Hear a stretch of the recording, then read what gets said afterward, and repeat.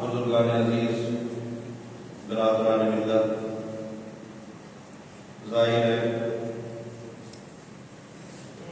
کہ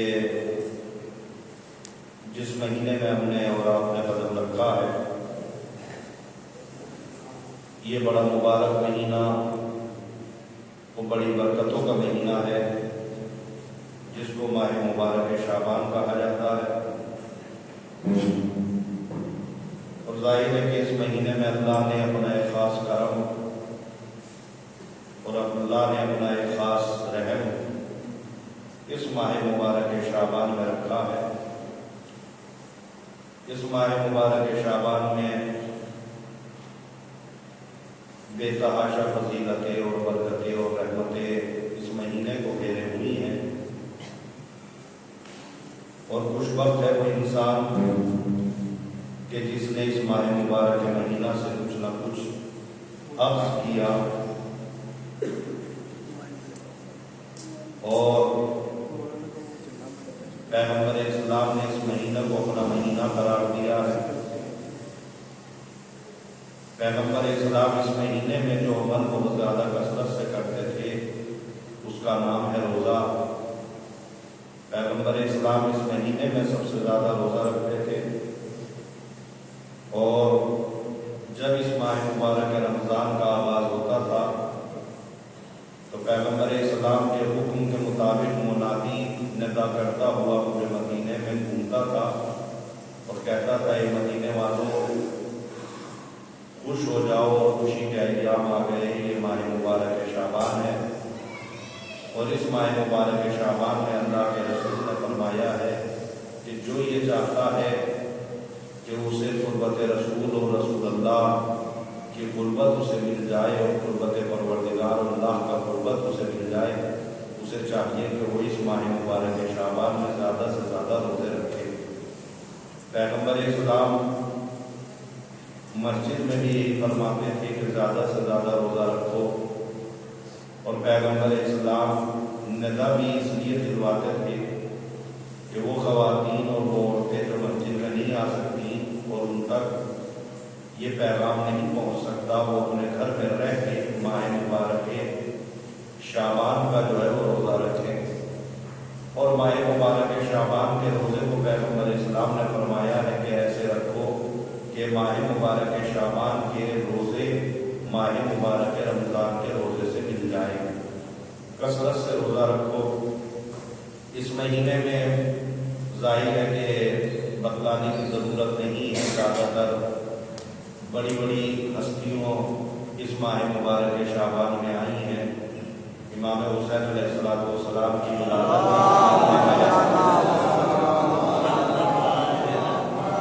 مولا عباس کی ولادت اسی مہینے میں ہے، جناب علی اکبر کی ولادت اسی مہینے میں ہے، جناب قاسم کی ولادت اسی مہینے میں ہے، جناب زینب کی ولادت اسی مہینے میں ہے، امام سجاد کی ولادت اسی مہینے میں ہے، اور یہ مہینہ دھیرے دھیرے آگے بڑھتے ہوئے 15 شعبان جب آ جائے گی تو اس مہینے کے نصف ماہ میں یعنی آدھے مہینے کی شب میں ہمارے اور آپ کے پڑھنے والے امام زمانہ کی ولادت،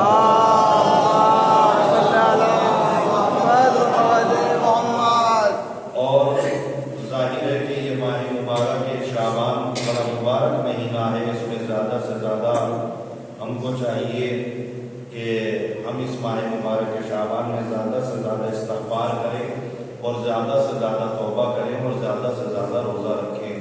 اور یہ میں بار بار اس لیے کہہ رہا ہوں کہ یہ برکتوں کے مہینے اور رحمتوں کے مہینے مسلسل انسان کی زندگی میں نہیں آتے، لہذا خوش بخت ہے وہ انسان کہ جو اس سال ماہ مبارک شعبان اس کی زندگی میں آیا اور اس نے ماہ مبارک شعبان سے کچھ فائدہ اور کچھ فیض اٹھایا۔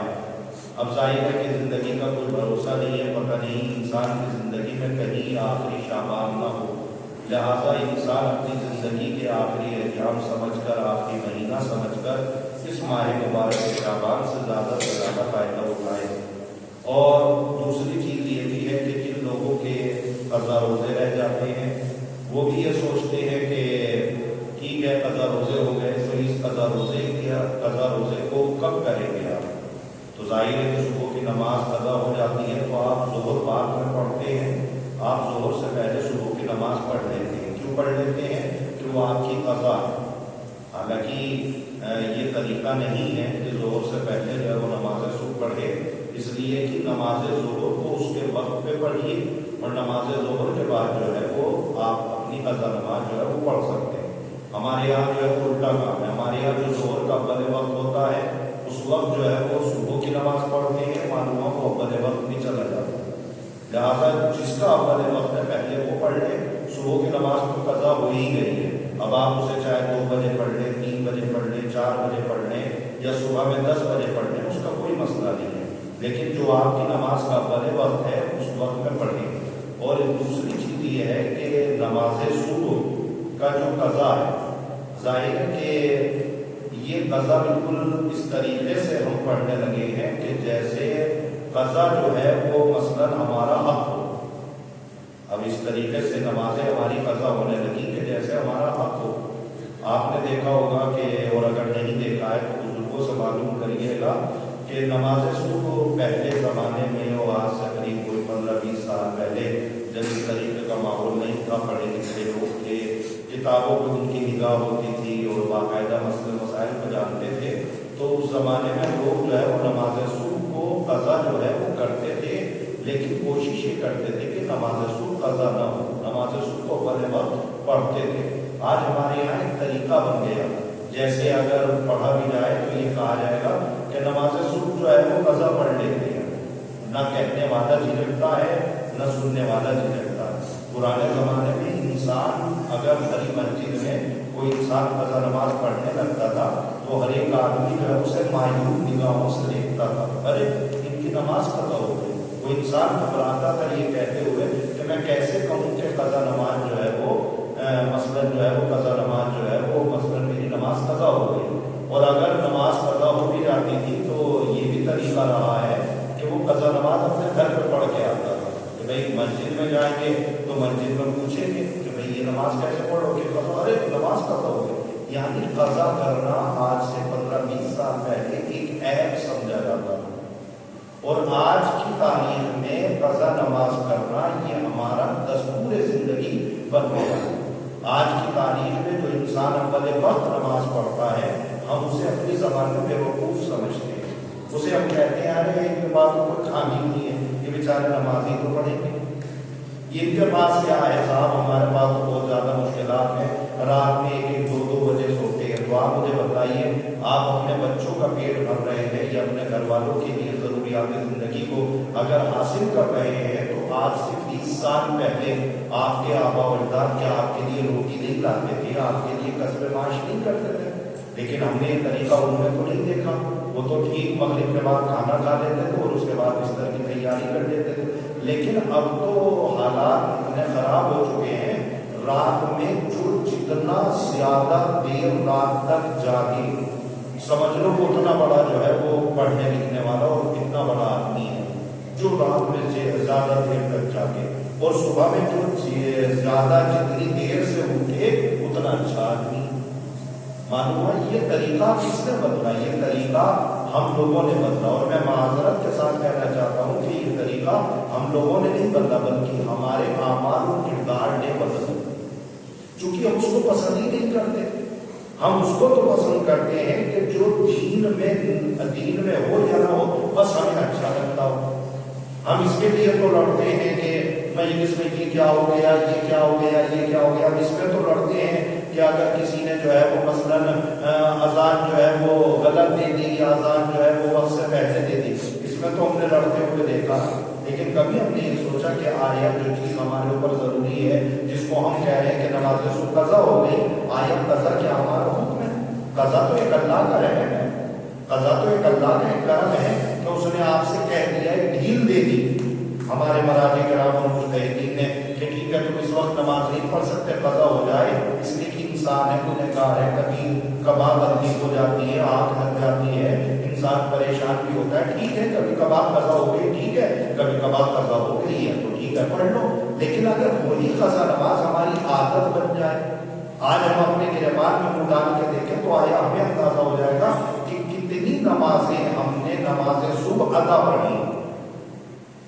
شاید جو ہے وہ گنتیوں پہ آپ گن بھی لیں گے اور انگلیاں بن جائیں گی اگر آپ پورے سال کا تخمینہ نکالیں گے کہ کتنی نمازیں ہماری جو ہے وہ ادا ہوئی ہیں پورے سال.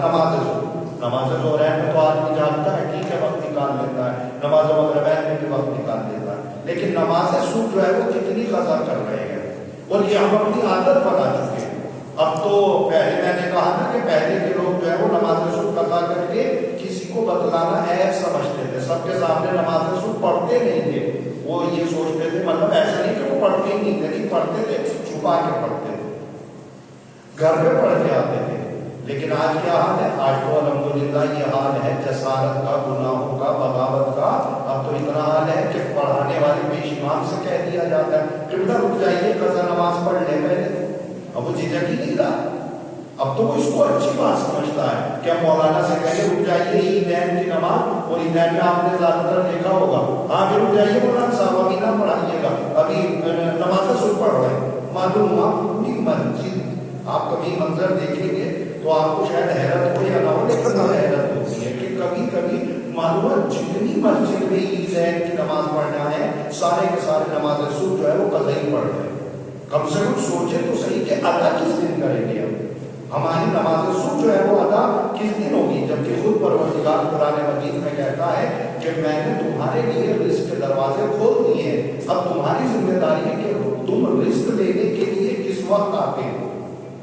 اسی لیے ہمارے مراجع کرام اور ائمہ اہل بیت علیہ الصلوۃ والسلام نے بھی ہمیں سمجھایا ہے کہ تمہارا رزق صبح میں تقسیم ہوتا ہے, تمہارا رزق جو ہے وہ صبح میں تقسیم ہوتا ہے.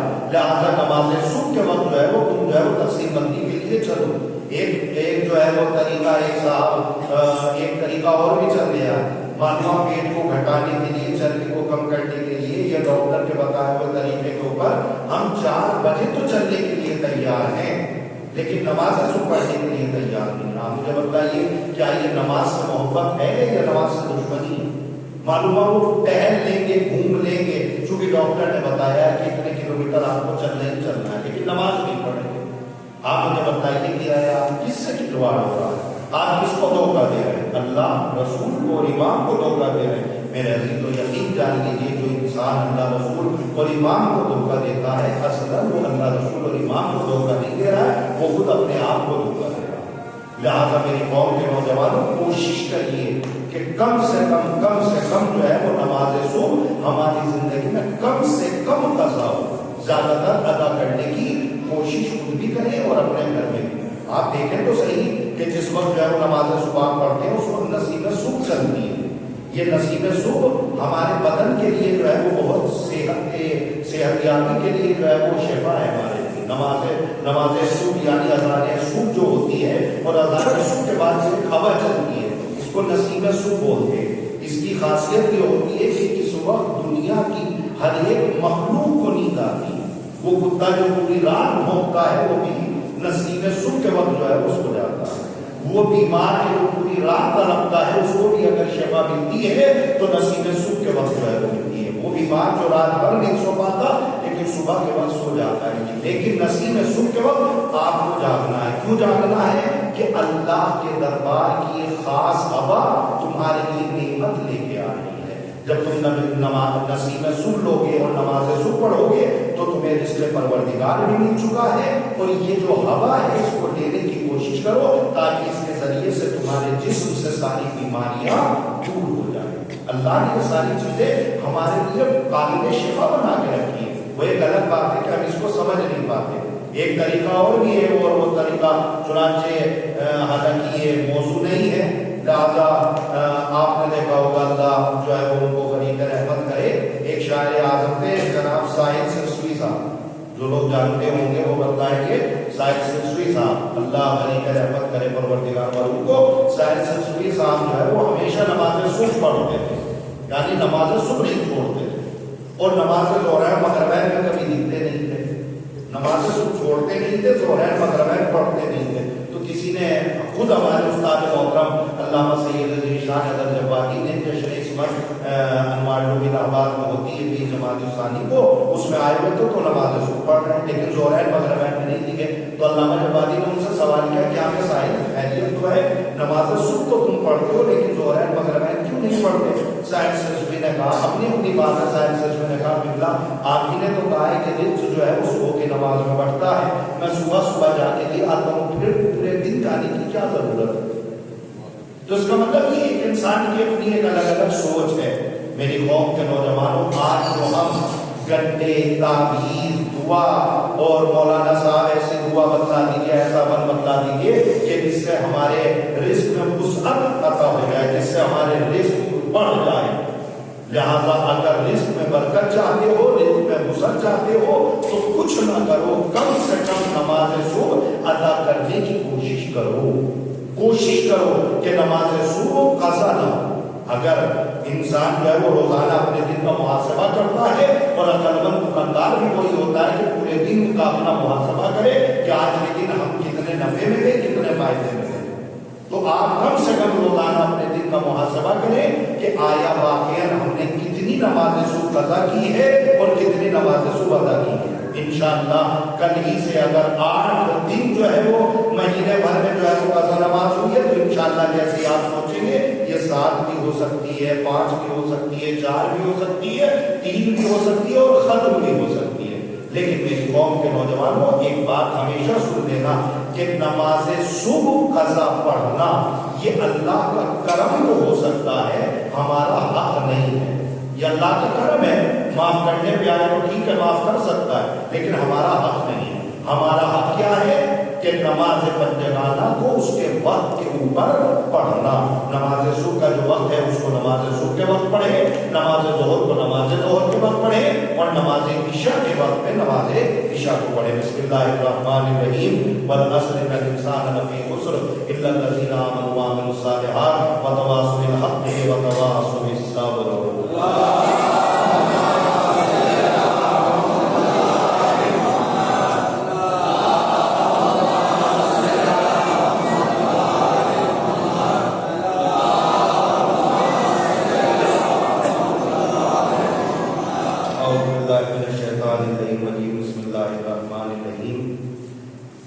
الحمدللہ وکفی وسلام علی عبادہ الذین اصطفی محمد وآلہ الطاہرین الذین عذب اللہ عنکم الرجس اہل البیت ویطہرکم تطہیرا۔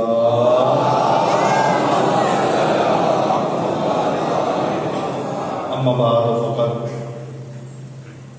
بزرگان عزیز، برادران من، انسان اپنی ذمہ داریوں کو سمجھے۔ اللہ نے یہ نمازیں اور یہ عبادتیں اس لیے رکھی ہیں تاکہ انسان کو انسان بنایا جا سکے، اور اسلام میں ایسا کوئی بھی رکن نہیں ہے کہ جس کے اوپر اسلام نے کھل کے بات نہ کی ہو۔ اسلام نے صرف کلمہ پڑھا کے آپ کو آزاد نہیں کر دیا، بلکہ آپ کی زندگی سے متعلق سارے احکام کو مفصل اور مکمل طریقے سے اس نے کتابوں میں لکھا کہ تمہیں کیسا رہنا چاہیے اور تمہیں کیا کرنا چاہیے۔ سر کے بال سے لے کر پیر کے انگوٹھے تک کی زندگی کو اللہ نے تمہیں بتلایا ہے کہ تمہیں کیسے کہنا ہے اور کیسے رہنا ہے۔ اب ہماری ذمہ داری بنتی ہے کہ ہم کیسے رہتے ہیں۔ مثلاً اب درمیان میں بات آ گئی تو حالانکہ اس کے لیے کبھی انشاءاللہ ایک پورا ایک بات لائیں گے۔ اب معلوم ہے ایک طریقہ اور بھی جو ہے وہ ہمارے سامنے آ رہا ہے، اور وہ طریقہ جو ہے وہ مثلاً بہت زیادہ بڑھ گیا ہے۔ وہ طریقہ یہ ہے کہ پتہ نہیں ہمارے نوجوانوں میں ایک عادت جو ہے وہ بہت زیادہ بڑھ گئی ہے کہ وہ سر کے بال بڑھا رہے ہیں، اور وہ سر کے بال پتہ نہیں کیوں بڑھا رہے ہیں، آج تک میری سمجھ میں بھی نہیں آیا کہ سر کے بال اتنے بڑھا رہے ہیں کہ اماں اور بیٹے میں کوئی فرق ہی نہیں نظر آ رہا ہے کہ اس میں اماں کون ہے بیٹا کون ہے۔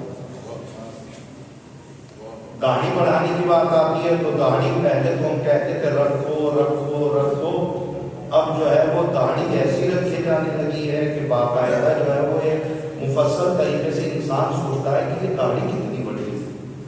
آج تک میری سمجھ میں اس کا فلسفہ نہیں آیا کہ بال بڑے کیوں ہو رہے ہیں، داڑھی بڑی کیوں ہو رہی ہے۔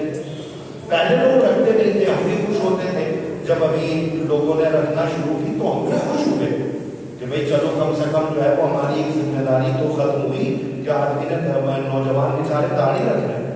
لیکن کہنا پڑے گا، معاف کیجیے گا، کہ داڑھی رکھنی تھی، ہم نے جو ہے وہ معلوم پورا کا پورا جو ہے وہ سلسلہ ہی لگا دیا۔ جبکہ میں دیکھیے مکمل طریقے سے میں نے کہا نا کہ تو درمیان میں بات آ گئی تو میں کہہ گیا، ورنہ اس کے لیے میں مکمل طریقے سے کسی دن باب لاؤں گا۔ آپ دیکھ لیجیے کہ ہم کس طریقے سے کہاں پہنچ گئے۔ ہمارا لباس ہم دیکھیں، ہمارا لباس خواتین نے پہن لیا، خواتین کے عادات و اطوار کو ہم نے لے لیا۔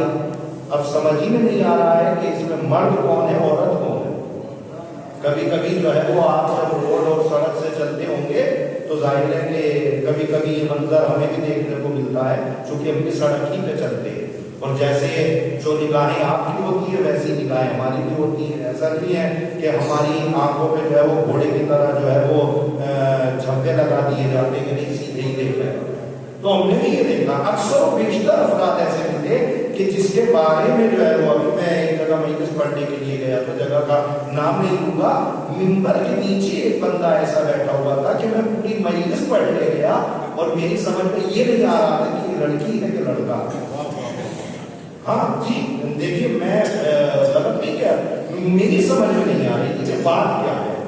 کیوں؟ اس لیے کہ جو طریقہ اسلام نے کسی کے لیے رکھا تھا ہم نے اس کو بدل دیا۔ جو لباس ہمارا تھا وہ لباس ہم نے گھر کی عورتوں کو پہنا دیا، اور جو طریقہ جو ہے وہ گھر کی عورتوں کا تھا وہ ہم جو ہے وہ لے آئے۔ نہ اب بات اتنے بڑے کر دیے کہ معلوم ہوا سجدہ ہی نہیں ہو رہا ہے، سجدہ کرتے ہیں تو معلوم ہوا کہ وہ باقاعدہ جو ہے وہ سجدے سے پہلے بال آ جاتے ہیں۔ جب ہمیں الارض، پیشانی کو سجدگاہ پر رکھنے کا نام سجدہ ہے۔ اگر پیشانی اور سجدگاہ کے بیچ میں، خاک شفا کے بیچ میں کوئی چیز مانے ہو جاتی ہے تو لا یذل سجدہ، وہ سجدہ نہیں ہے۔ آج ہماری سمجھ میں نہیں آ رہا ہے، ٹوپی جو ہے وہ لگا دیتے ہیں تو سمجھ میں آتا ہے وہ ٹوپی بالوں کی وجہ سے پھنستی نہیں ہے بالوں میں۔ تو یقین جان لیجیے، آئیے ہم کس کی سیرت پہ عمل کریں۔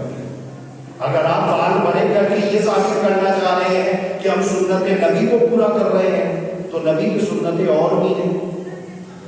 اگر آپ جو ہے وہ داڑھی بڑی کر کے یہ ثابت کرنا چاہ رہے ہیں کہ نبی کی سنت ہے تو نبی اور بھی کچھ کرتے تھے۔ نبی تو عبادتیں اتنی کرتے تھے کہ اللہ کو کہنا پڑا یہ نبی ہونے والے حبیب تھوڑا آرام بھی کیا کرو۔ آپ کتنی عبادت کرتے ہیں، نہ نماز کے، نہ روزے کے، نہ حج کے، نہ خمس کے، نہ زکات کے، معلوم صرف اور صرف جو ہے وہ لباسوں سے لوگوں کو بہکایا جاتا ہے۔ میری قوم کے نوجوانوں اس حرکت سے باہر آ جاؤ، وہ لباس پہنو جس کا اسلام نے حکم دیا۔ کل جو ہے وہ ہمارے کلچر میں اگر کوئی بچہ نماز پڑھنے کے لیے آتا تھا تو باقاعدہ جو ہے اس کے لیے ایک لباس معین تھا۔ ہماری جو ہے وہ گھر کی خواتین جو ہے وہ اس کو جو ہے وہ کرتا پائجامہ دیتی تھی تاکہ اس میں وہ عبادت پروردگار کر کے آئے۔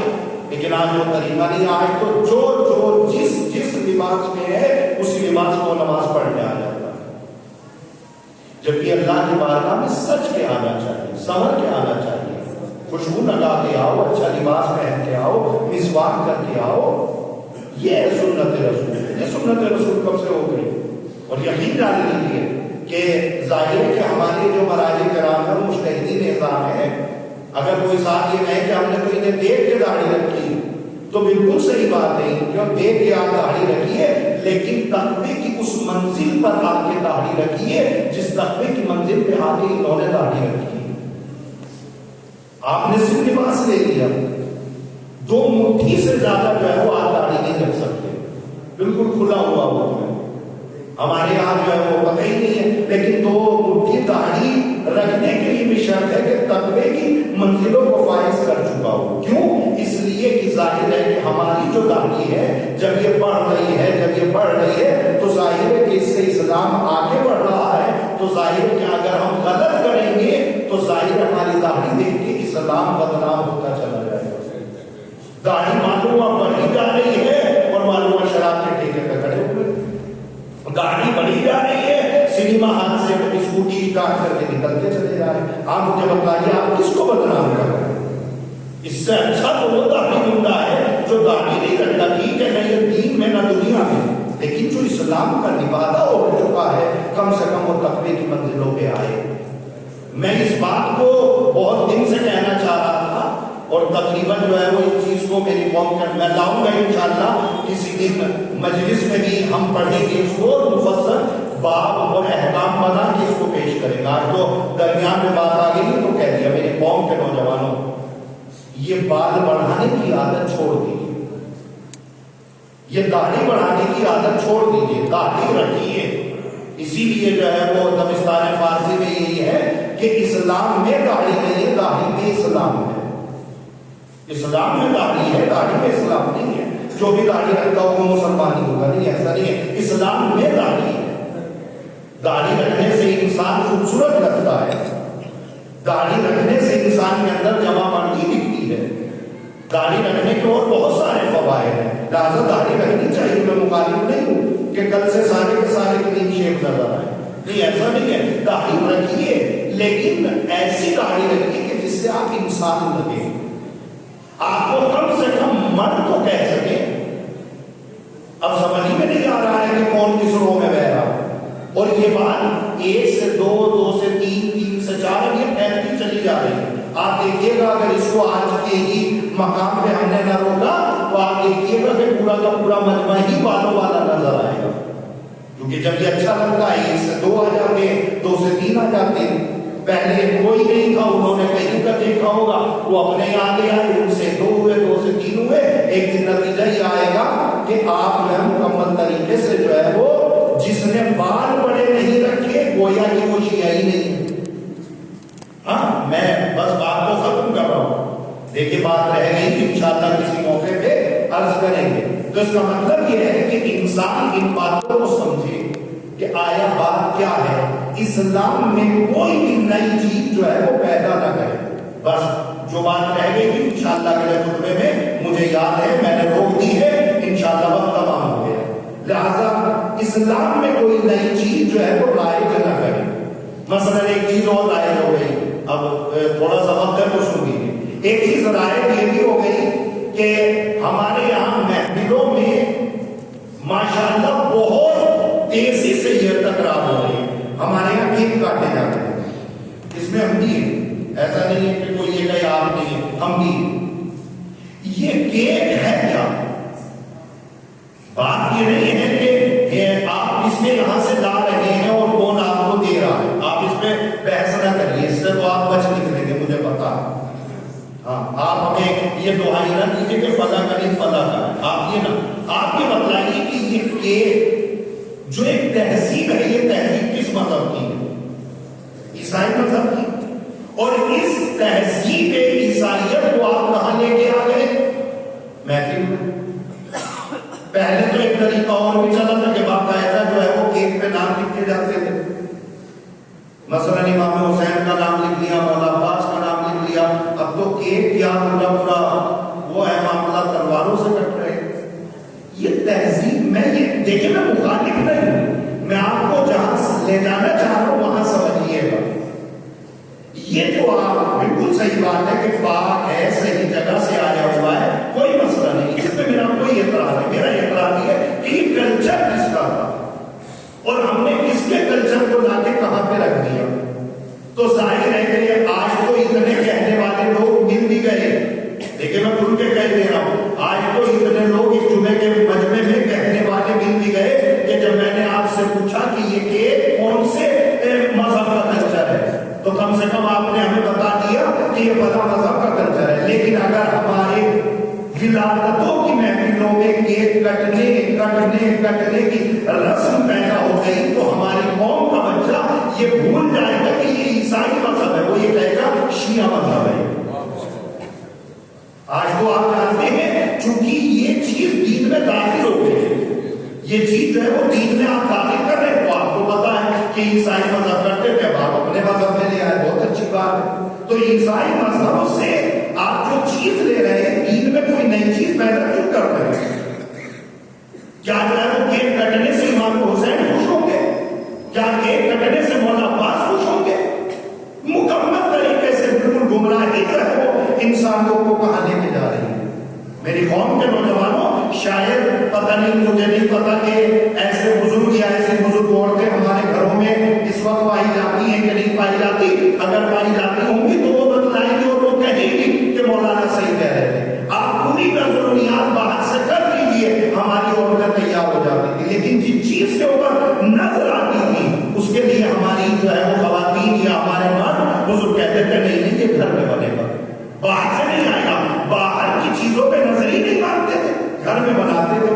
اچھا اس کا فلسفہ بھی تھا کہ جو چیز گھر میں بنے گی ظاہر ہے کہ اس کی خوشبو ہوگی اور خوشبو سے جو ہے وہ برکتیں آئیں گی، رحمتیں آئیں گی. آج جو ہے وہ پوری چیزیں ختم. آج ہماری نہ عورتیں بنانے کے لیے تیار ہیں نہ مرد بنوانے کے لیے تیار. آج پورا پورا دسترخوان ریڈی میڈ آ رہا ہے. بس اب آپ کے لیے بس یہی بہت ہے کہ فلاں کا نہیں ہے، فلاں کا ہے. آپ یہ بھی تو دیکھیے کہ جو آپ کے گھر میں جس کے لیے یہ دسترخوان بنایا گیا ہے کم سے کم وہ برکتیں کہاں چلی گئی. میری قوم کے نوجوانوں، آپ پورا دسترخوان سب کچھ کریے لیکن کم سے کم اتنی چیز اپنے گھر میں ضرور بنوائیے کہ کم سے کم آپ کے گھر میں رحمتیں برکتیں لائیں. اور یہ جو کلچر ہے کیک کاٹنے کا، اس کو آپ جو ہے وہ دھیرے دھیرے جو ہے وہ دین میں داخل نہ کریے، دین میں نہ لے کے آئیے. یہ چیزیں ہمارے یہاں لائے ہوتی. اگر کیک کٹے گا بھائی کیک کٹے گا، اس پہ لکھا بھی جا رہا ہے، کہیں پہ تلوار بنی ہوئی ہے، کہیں پہ امام حسین کا نام لکھ رہا ہے. نہ چھری چلانے والے کو سمجھ میں آ رہا ہے کہ کاٹ کیا رہا ہے، نہ تلوار چلانے والے کو سمجھ میں آ رہا ہے کہ کر کیا رہا ہے. اور یہ تو آج کا نیا کلچر ہے. ہماری قوم کے جو بچے ہیں جو بیچارے چھوٹے چھوٹے دیکھ رہے ہیں کہ مولانا صاحب چھری لے کے کاٹ رہے ہیں، فلاں صاحب چھری لے کے کاٹ رہے ہیں. یہ چھوٹے بچے دھیرے دھیرے بڑے ہوں گے، بڑے بڑے ہو کے یہ کیک کو دین سمجھ بیٹھیں گے. آج سے جب 20 سال بعد یہ بچے ہماری جگہ سے پہنچیں گے اور جب انہیں کوئی کہے گا ارے یہ کیک جو ہے وہ اسلام کے باہر کی چیز ہے، تو جانتے ہیں یہ بچے کیا کہیں گے؟ نہیں نہیں، ہم نے تو فلاں مولانا کے ہاتھ میں چھری دیکھی ہے، ہمارے بابا کاٹتے تھے، ہمارے ابا کاٹتے تھے. اور شاید یہ طریقہ اتنا نہ بڑھ جائے کہ کیک کاٹنے والی چھری بھی ہم چومنے لگے. میری قوم کے نوجوانوں، بس میں نے ختم کی بات کو کربلا کے جہاں بہت سارے مقاصد تھے، ان کربلا کے مقاصد میں امام حسین کا مقصد یہ بھی تھا کہ باہر کی چیز اسلام میں نہ لائی جائے. یہ باہر کی چیز ہے جو اسلام میں ہم نے لا کے داخل کرتی ہے. آج تو آپ کو پتا ہے کہ یہ چیز باہر کی ہے، لیکن آج سے 10-15 سال کے بعد یہ چیز ہمارا اسلام بن جائے گی، ہمارا دین بن جائے گی. اور شاید اس حالات میں تو ایسا بھی ہو سکتا ہے کہ شاید آج سے 10-20 سال کے بعد اگر ہم کیک کی حدیث ڈھونڈنا چاہیں تو اتنے اچھے اچھے لوگ ہیں، شاید کیک سے متعلق آپ کو حدیث بھی مل جائے. ارے فلاں نے کہا، ارے فلاں نے کہا. آج یہ چیز باہر کی ہے، اس کو باہر رہنے دیں.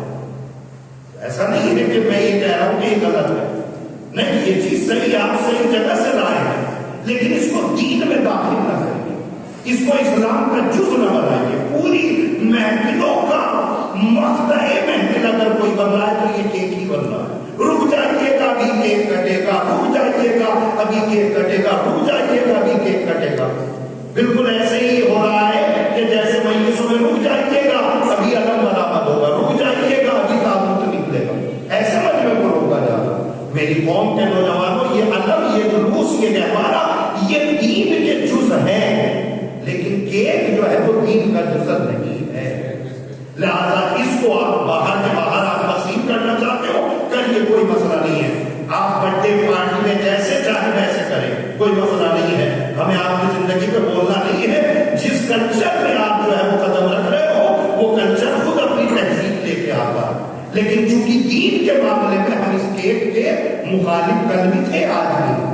اور اگر کوئی صاحب یہ کہے کہ آپ نے یہ چیز پڑھی کہاں سے ہے، تو اسی یہ جو جمعہ گزرا ہے اسی جمعے کا رہبر موسم آیت اللہ صاحب نائی کا خطبہ فارسی میں ہے، اس کو اردو میں کروا لیجیے گا.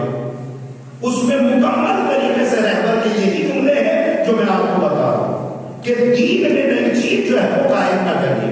آپ کی خوشی کی تہذیب ہے، ٹھیک ہے، آپ اسے اچھا سمجھتے باہر کاٹتے رہیے، کوئی مسئلہ نہیں، لیکن دین میں جو ہے وہ چیز نئی چیز رائج نہ کریے.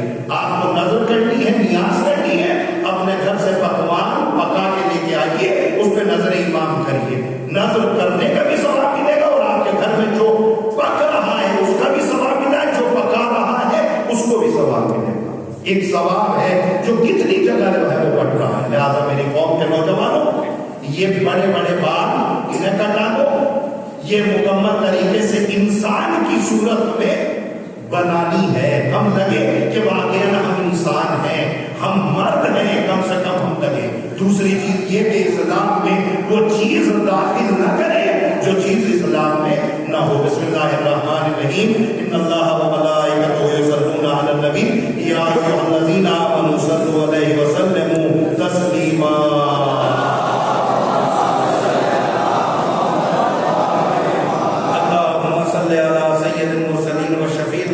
نبینا محمد صلی اللہ علیہ وآلہ وعلى امام المسلمین وقائد الغر المحجلین امیر المؤمنین علی بن ابی طالب وعلى سیدۃ نساء العالمین وبطن خاتم النبیین سیدتنا فاطمہ بنت رسول اللہ